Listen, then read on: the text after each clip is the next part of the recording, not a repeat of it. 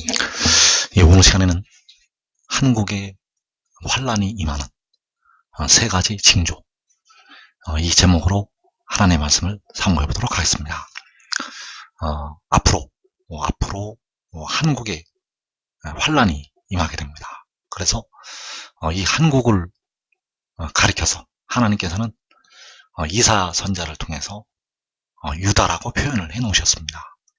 그래서 그 구약의 유다라고 표현을 하신 예언의 말씀은 바로 실체는 바로 이 한국이 되겠고, 이 한국에서 이루실 큰 역사가 있다는 것을 우리가 알아야 되겠습니다. 그래서 환란을 통해서 이 환란을 통해서 하나님의 백성들을 연단을 하시게 되고, 거룩한 백성들로 하나님께서 만드시게 된다는 사실입니다.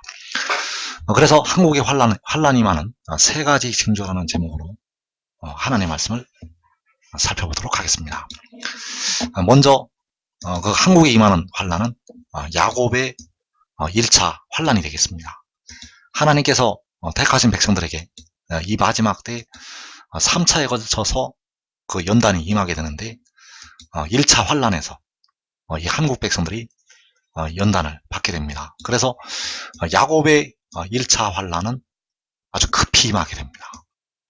아주 빠르게 백성들에게 환란이 임하게 되고, 그리고 단기간에 끝나게 됩니다. 그래서 야곱의 1차 환란이 나타나는 말씀이 요한계시록 6장이 되겠고, 바로 4분의 1이 죽는 환란이 야곱의 1차 환란이 되겠습니다. 그래서 사람이 사흘만 줄이고 목이 말라도 굉장히 큰 고통을 겪게 됩니다. 사람이 사흘 동안 먹지 못하고 마시지 못해도 아주 큰 고통을 느낀다는 것. 그래서 그 야곱의 1차 환란이 아주 급히 임하게 되고 단기간에 끝나게 된다는 사실. 그래서 하나님께서 노아의 때에 이 지면을 그 물로 심판하실 때 5달 동안 그 물이 창일하게 되었다고 말씀하셨습니다.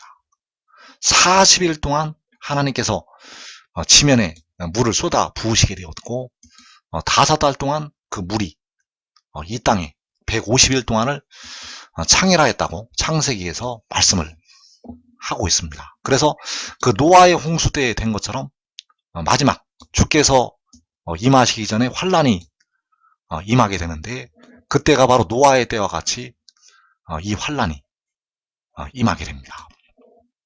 그래서 누가복음 21장 34절에서 너희는 스스로 조심하라. 그렇지 않으면 방탕함과 술취함과 생활의 염려로 마음이 둔하여지고 뜻밖의 그날이 덫과 같이 너희에게 임하리라. 이 날은 온 지구상에 거하는 모든 사람에게 임하리라. 자, 이 날은 바로 환란의 날을 가리키고 있는데, 온 지구상에 거하는 모든 사람에게 임한다고 말씀하셨습니다. 그래서 온 지구상에 거하는 모든 사람, 바로 하나님의 백성들이 되겠습니다.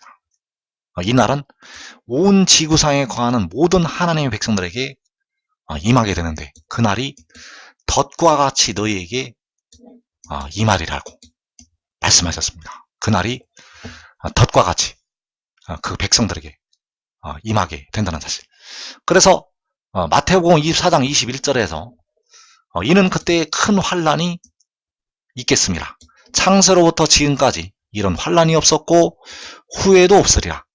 그 날들을 감하지 아니하면 모든 육체가 구원을 얻지 못할 것이나 그러나 택하신 자들을 위하여 그 날들을 감하시리라. 자, 그때에 큰 환란이 있겠다고 말씀하셨는데, 그때가 바로 계시록 6장이 되겠습니다. 그 큰 환란이 바로 덫과 같이 너희에게 임하리라고 말씀하신 그 날이 되겠습니다. 큰 환란이 덫과 같이 너희에게 임하리라고 말씀하신 그날. 그래서 여기서 주님께서 말씀하신 그때가 계시록 6장이 되겠습니다. 계시록 6장에서 큰 환란이 있게 되고, 그리고 계시록 7장에서 이는 큰 환란에서 나오는 자들이라고 말씀을 하셨습니다. 계시록 6장에서 큰 환란이 임하게 되고 계시록 7장에서 큰 환란에서 나온다는 것. 그래서 이 계시록 6장의 환란은 창세로부터 지금까지 없었던 환란이고 후에도 없게 되는 환란이 되겠습니다. 계시록 6장에서 모든 민족이 다 들고 일어나서 하나님의 백성들을 박해하는 그 환란은 지금까지 없었고 후에도 없다는 사실입니다. 세계 곳곳에서 세계 방방곡곡에서 모든 민족이 다 들고 일어나서 예수 믿는 백성들을 박해하고 육신의 이스라엘을 박해하고 이 한국을 멸절시키려고 하는 이 환란은 지금까지도 없었고 후에도 없게 될 환란이 되겠습니다.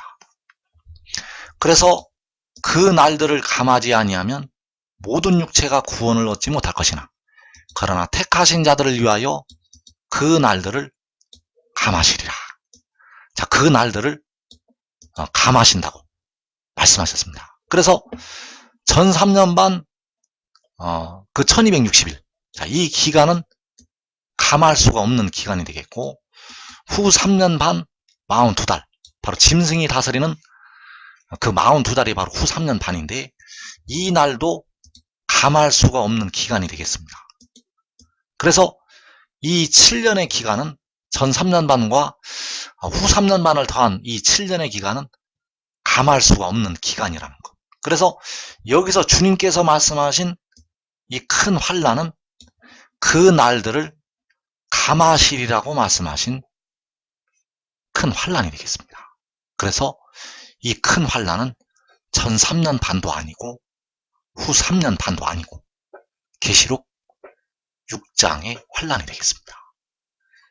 전 3년 반은 계시록 8장부터 시작이 되고 그 전에 지금까지 없었던 창세로부터 지금까지 없었던 환란이 후에도 없을 환란이 계시록 6장에서 하나님의 백성들에게 임하게 됩니다. 그래서 그 기간이 이 땅의 백성들이 생각하는 것처럼 그렇게 길지가 않습니다. 단 사흘만 줄이고 목말라도 사람들은 큰 고통을 겪게 됩니다. 만약에 다섯 달을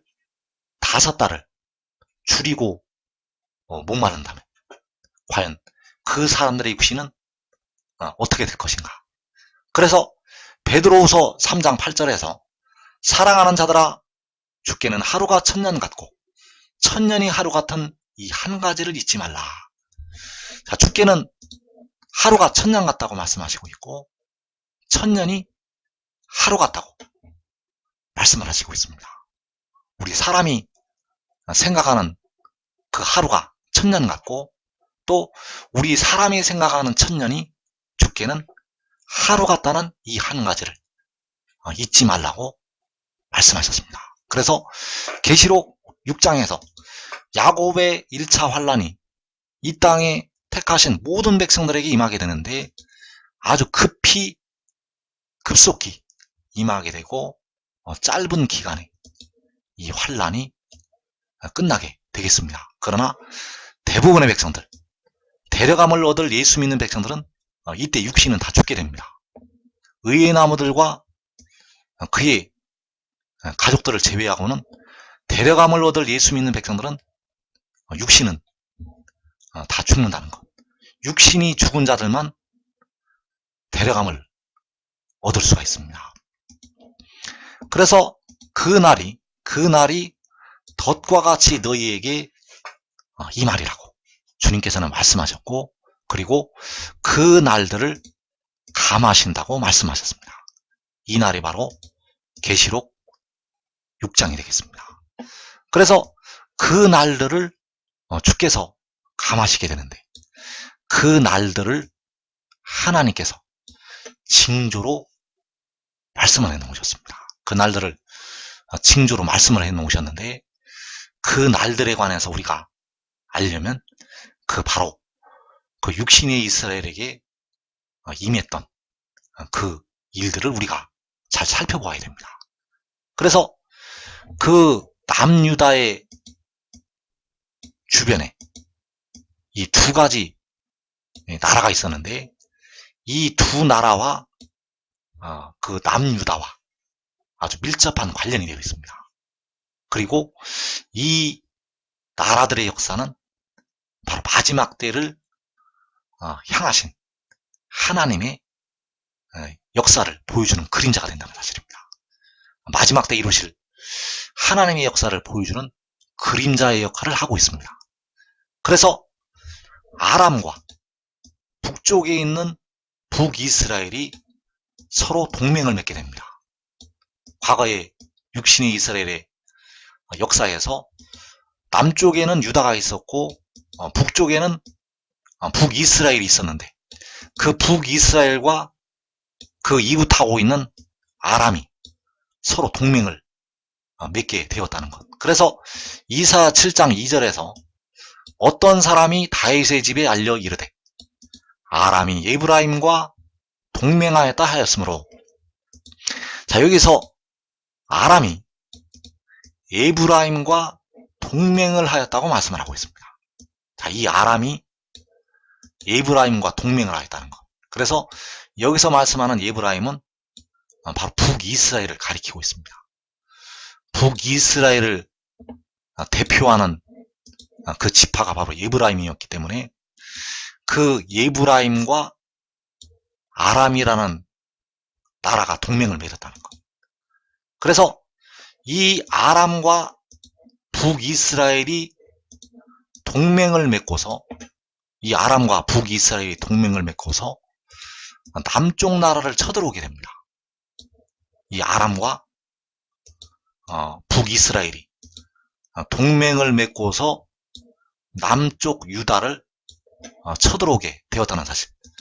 그래서 이사 7장 1절에서 우시아의 손자요 요담의 아들인 유다의 아하스 왕 때 아람의 르신 왕과 르말리아의 아들 이스라엘의 베가 왕이 올라와서 예루살렘을 쳤으나 능히 이기지 못하니라.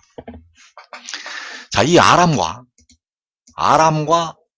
이 북이스라엘, 자, 아람의 르신 왕, 아람의 왕이었던 르신 왕과 르말리아의 아들 베가, 바로 북이스라엘의 왕 베가가 서로 동맹을 맺고 올라와서 예루살렘을 쳤으나 이기지를 못하였다고 말씀하셨습니다. 자, 그 예루살렘은 바로 남유다의 수도가 되겠고, 남유다의 수도 예루살렘을 쳤는데 능히 이기지를 못했다는 사실. 과거의 우리나라의 역사처럼 남쪽을 동맹을 맺고서 쳐들어왔는데 이기지를 못하였다는 사실입니다. 그래서 이 아람과 북이스라엘이 남쪽 나라를 치기 위해서 서로 동맹을 맺고 쳐들어왔는데 이기지를 못했다는 사실입니다. 그래서 결국 이 아람과 북이스라엘은 아수르의 침공으로 멸절이 되게 되었습니다. 자, 이 아람과 북이스라엘이 아수르의 침공으로 멸절이 되었다는 것. 서로 동맹을 맺고 남쪽 나라를 쳐들어왔던 그 아람과 북이스라엘이 아수르의 침략으로 멸절이 되었다는 사실입니다. 그런데 문제는 이 아람과 북이스라엘이 멸절이 된 뒤에 남유다도, 남쪽에 있는 남쪽 나라도 아수르의 침공으로 거의 다 멸절이 됩니다. 작은 성읍만 빼고 이 아수르가 아람을 치고 북이스라엘을 치고 그리고 남쪽 나라를 쳐들어오게 된다는 사실입니다. 그래서 아수르의 침략으로 작은 성읍만 남게 된다는 사실입니다. 그래서 마지막 때 이 유다, 바로 남유다인 한국의 환란, 이 환란은 이방인들의 바로에 의해서 이루어지게 됩니다. 바로 그 이방인들이 성경에서 예언하고 있는 그 아수르가 되겠고, 그 아수르나 바벨론이나 에돔이나 이 이방인들의 바로에 의해서 이 한국에 이 마지막 때 유다의 환란이 임하게 됩니다. 그래서 그 전에 먼저 이루어질 역사가 있다는 사실입니다. 이 한국에 이 무지막지한 환란이 들어오기 전에 먼저 이루어질 일, 그 먼저 이루어질 일이 바로 아람과 북이스라엘의 멸망이 되겠습니다. 그 서로 동맹을 맺었던 아람과 북이스라엘은 아수르에 의해서 멸절이 됩니다. 자, 이 이사야 선지자를 통해서 이 아람과 북이스라엘에 대한 멸망의 말씀을 여러 번에 걸쳐서 말씀을 해놓으셨습니다. 왜 아람과 북이스라엘의 멸망을 여러 번에 걸쳐서 말씀을 해놓으셨는가?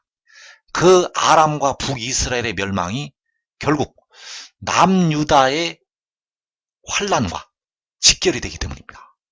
아람과 북이스라엘이 멸절이 되면 그 환란이 바로 남쪽 나라까지 들어오게 된다는 사실입니다. 그래서 아람과 북이스라엘이 서로 동맹을 맺었던 아람과 북쪽 나라가 아수르에 의해서 멸절이 되고 남유다가 환란을 당하게 되는데, 역시 아수르로부터 그 환란을 당하게 됩니다. 그래서 남유다에서, 이 해도는 나라에서 작은 무리만 육신까지 보존을 하게 됩니다.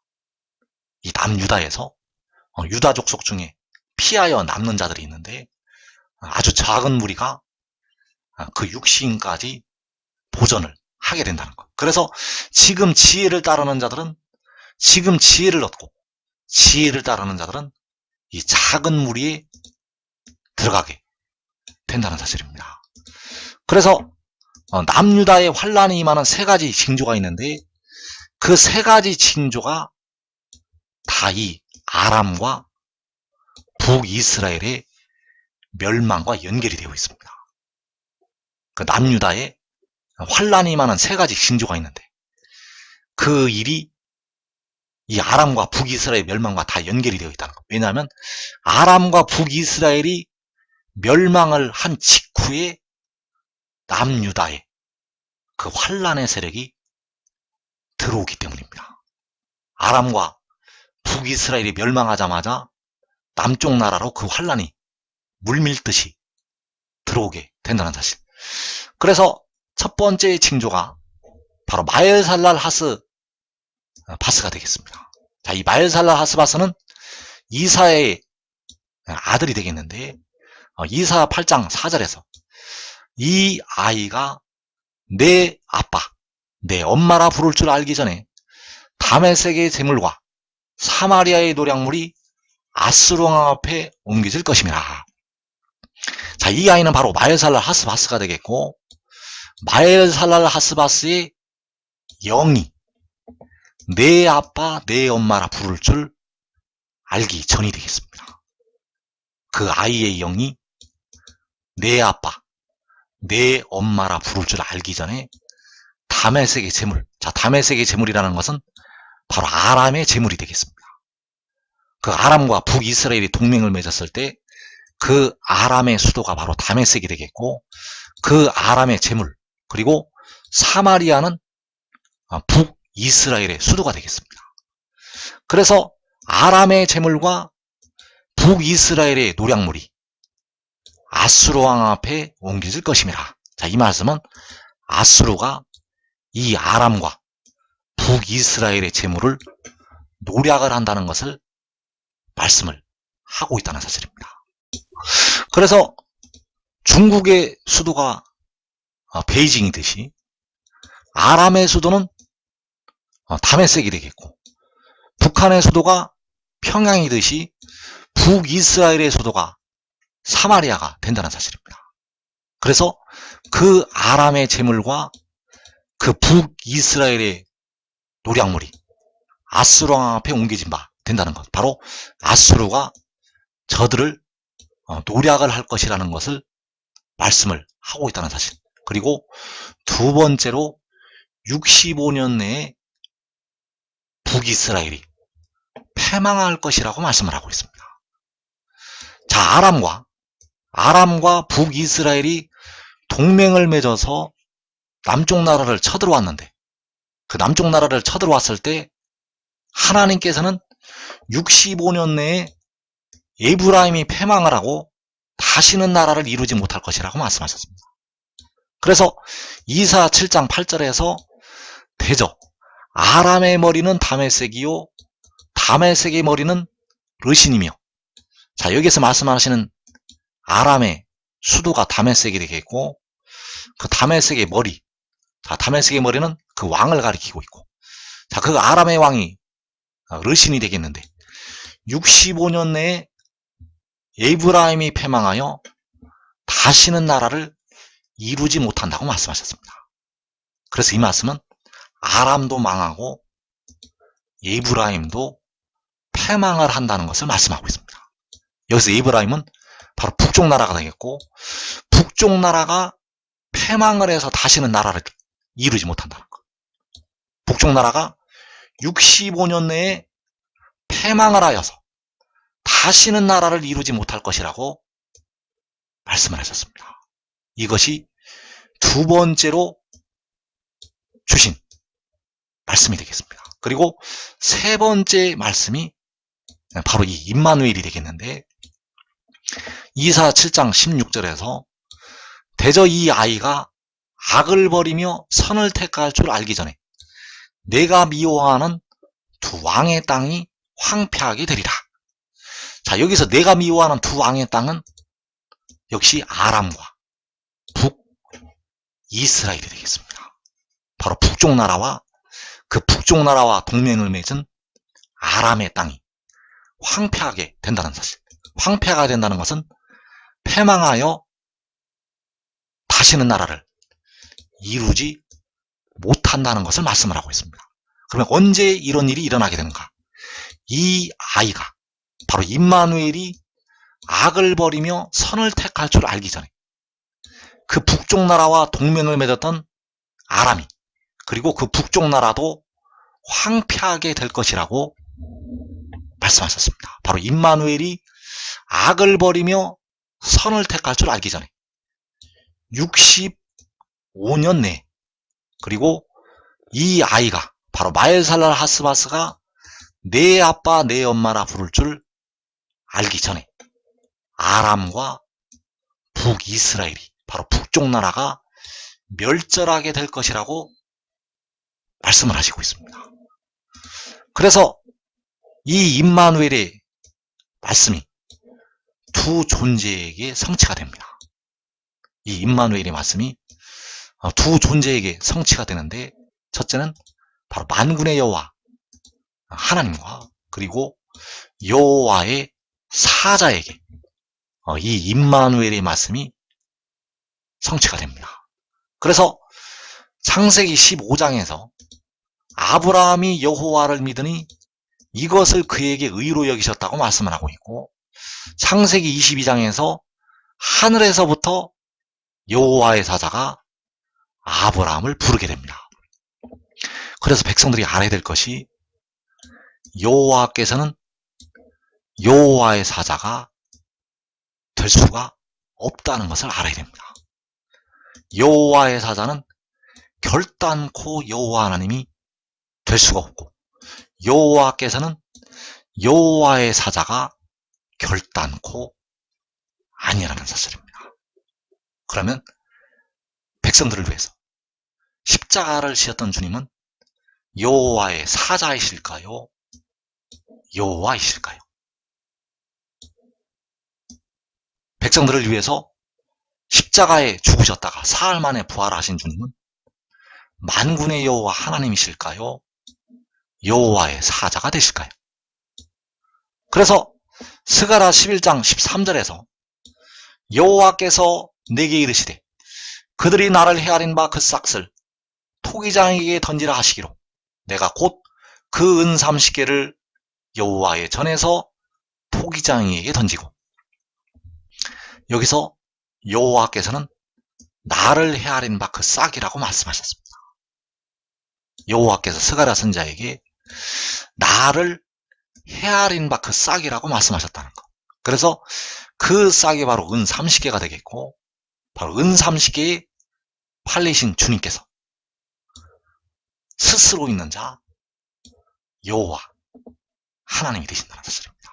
그래서 여호와께서는 육신으로 다윗의 혈통에서 나시게 된 임마누엘이 되시겠습니다.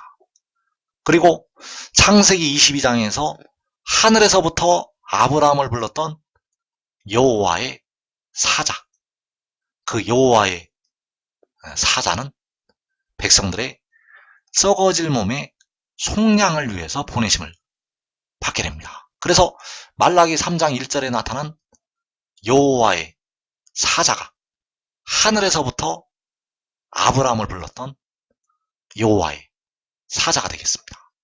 그래서 말라기 3장 1절에서 만군의 여호와가 일어나라. 보라, 내가 내 사자를 보내리니 그가 내 앞에서 길을 준비할 것이요, 또 너희가 구하는 바 주가 갑자기 그의 성전에 임하시리니 곧 너희가 사모하는 바 언약의 사자가 임하실 것이라. 자, 여기서 말씀하시는 만군의 여호와께서 말씀하시는 내 사자, 바로 그 언약의 사자가 계시록 10장에서 그 작은 두루마리를 들고 그 바다와 땅을 밟고 서 있는 그 천사가 되겠습니다. 그래서 그 영이, 그 살려주는 영이 위로부터, 하늘로부터 나게 됩니다. 그가 올 때는 육으로 오는 것이 아니라 영으로 오게 됩니다. 그래서 육으로 나는 것은 육이요, 영으로 나는 것은 영이라고 말씀을 할 때 그의 영이, 바로 여호와의 사자의 영이, 바로 독생자의 영이, 그 지혜의 영이 위로부터 나게 됩니다. 그래서 이 비밀을 대려감을 넣는 자들은 다 깨닫게 됩니다. 이 비밀을 대려감을 넣는 자들은 다 깨닫게 되고, 주 안에서 자는 형제들은 이 일을 다 알고 있습니다. 주 안에서 자는 형제들, 육신이 죽고 그 영혼이 하늘나라에 간 우리 형제들은 이 일을 다 알고 있다는 것. 그래서 주 안에서 자는 자들보다 결단코 앞서지 못한다고 바울 사도가 말씀을 하였다는 사실. 그래서 백성들이 알아야 될 것이, 은 30개의 헤아림을 받으신 주님께서는 여호와 하나님, 그리고 그 여호와의 사자는 하늘에서부터 아브라함을 불렀던 바로 지혜가 된다는 사실입니다.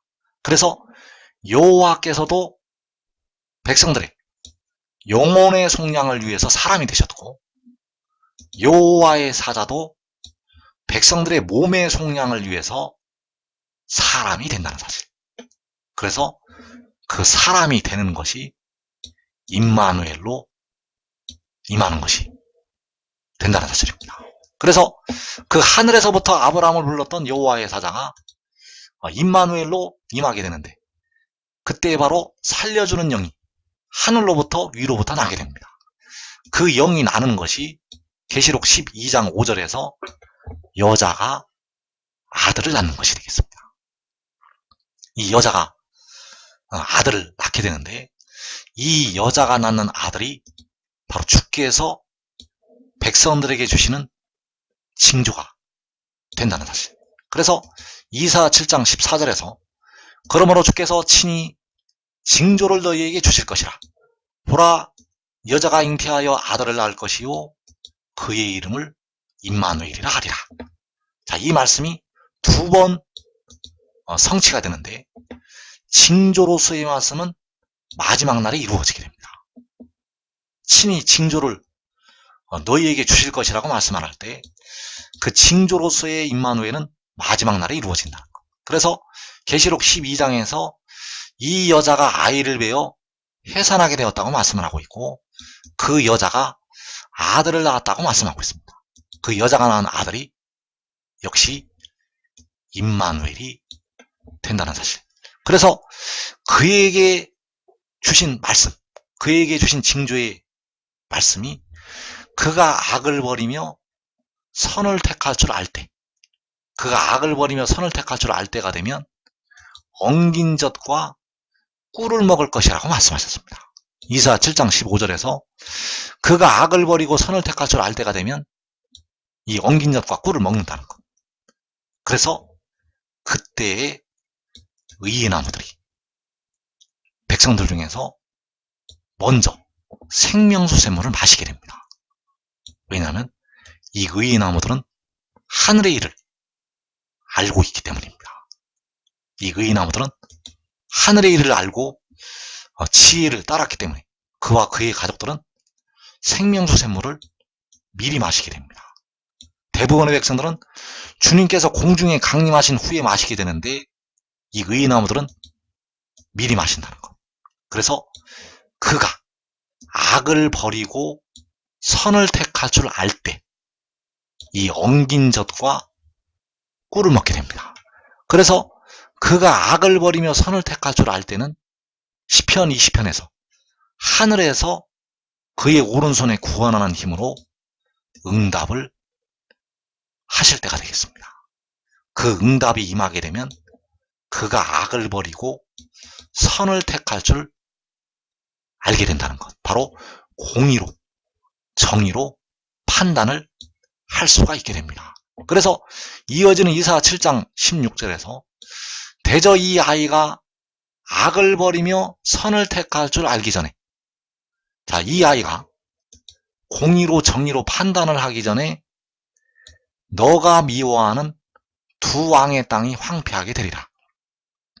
자, 이 아이가 정의로 판단하기 전에 원수마귀 사탄이 땅으로 쫓겨 내려오게 됩니다. 원수마귀 사탄이 땅으로 쫓겨 내려와서 아수르의 세력을 일으키게 됩니다. 그 아수르의 이방인들의 세력을 일으키게 되면 그 이방인들이 들고 일어나서 북쪽 나라와 동맹을 맺었던 그 아람과 북쪽 나라를 멸절을 시키게 됩니다. 이 이방인들의 나라를 일으키게 되면 저 북쪽 나라와 그 북쪽 나라와 동맹을 맺었던 나라를 멸절을 시킨다는 것. 그래서 이 아이가 악을 버리며 선을 택할 줄 알기 전에 이방인들의 세력이, 이 아이가 정의로 판단을 하기 전에 이방인들의 세력이 북쪽 나라까지 들어오게 됩니다. 그러면 바로 이어서 남쪽으로 물밀듯이 그 이방인들의 세력이 짓밟고 들어오게 됩니다. 그래서 그가 악을 버리고 선을 택할 줄 알기 전에 아수르가 북쪽 나라와 동맹을 맺었던 그 아람을 멸망을 시킨다는 사실을 우리가 알아야 된다는 것. 바로 원수마귀의 역사를 따라서 이 일이 이루어지게 됩니다. 이 세상 역사는 사람의 생각대로 움직이는 것이 아니라 하나님의 주권 아래서 하나님의 계획대로 이 세상 역사는 이루어지게 된다는 사실. 그래서 대저 이 아이가 악을 버리며 선을 택할 줄 알기 전에 바로 계시록 12장에서 그 여자가 낳은 아들이 악을 버리며 선을 택할 줄 알기 전에 북쪽 나라가 멸절하게 되고 그 북쪽 나라와 동맹을 맺었던 나라가 멸절하게 됩니다. 이것이 마지막 때 하나님께서 세우신 계획이 되겠습니다. 그래서 여러분들은 이 환란이 일어나기 전에 지금 지혜를 따르고 지혜를 얻으면 그날에 그와 함께 엉긴 젖과 꿀을 먹게 됩니다. 한 사람이 지혜를 얻고 의의 나무가 되면 그의 가족들까지 환란의 날을 면하게 되고 이 엉긴 젖과 꿀을 환란 날에 먹게 될 것입니다.